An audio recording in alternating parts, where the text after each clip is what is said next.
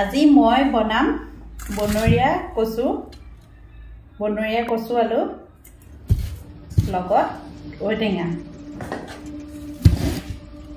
এইখিনি মই ভালকৈ চফা কৰি ললো, কুকাৰত বইল কৰি লম।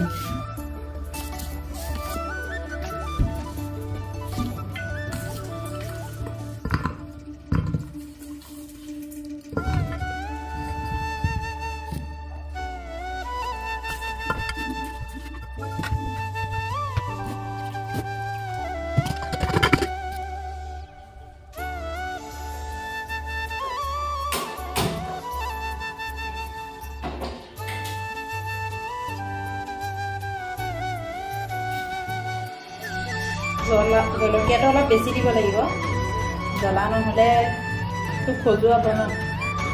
জলকীয়াখিনি মই মিক্সিত পিচি ল'ম। কচুখিনি এয়া ভালকৈ সিজাই ল'লোঁ। এতিয়া মই বাকলিখিনি গুচাই ল'ম।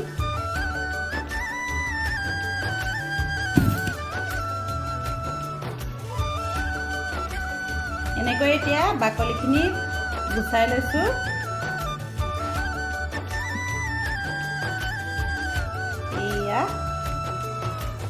এনেকৈ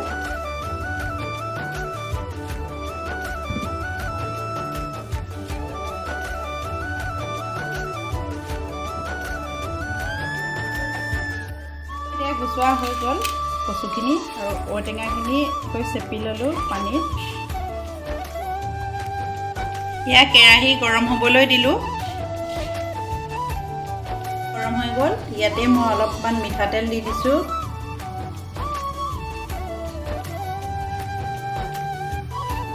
তেল গৰম হৈ গ'ল, অলপমান পিঁয়াজ দি দিছোঁ। এতিয়া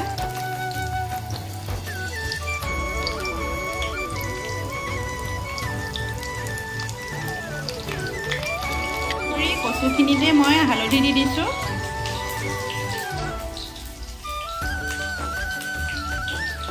নিমখ দি দিছোঁ।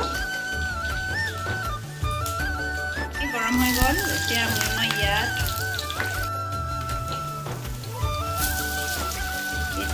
কচুখিনি তেলত এনেকৈ দি দিছোঁ।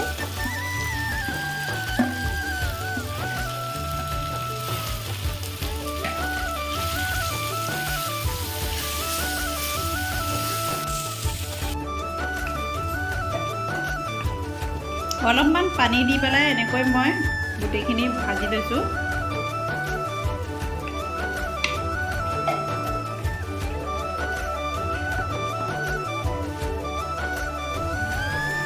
এতিয়া মই জ্বলাখিনি দি দিছোঁ।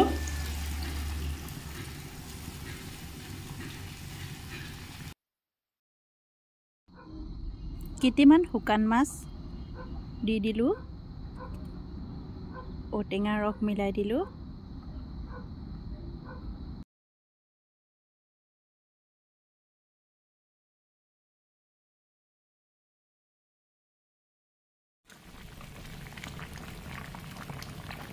এয়া মোৰ বনৰীয়া কচু আলুৰ ৰেচিপি ৰেডি হৈ গ'ল। আৰু শেষত মই ধনিয়া পাত অলপ দি দিছোঁ। যিসকলে খাই পোৱা নাই এবাৰ ট্ৰাই কৰিবচোন, বহুত ভাল লাগে। আজিৰ ৰেচিপিটো ইমানেই আছিলে। যদি চাই ভাল লাগে লাইক এটা কৰি দিব।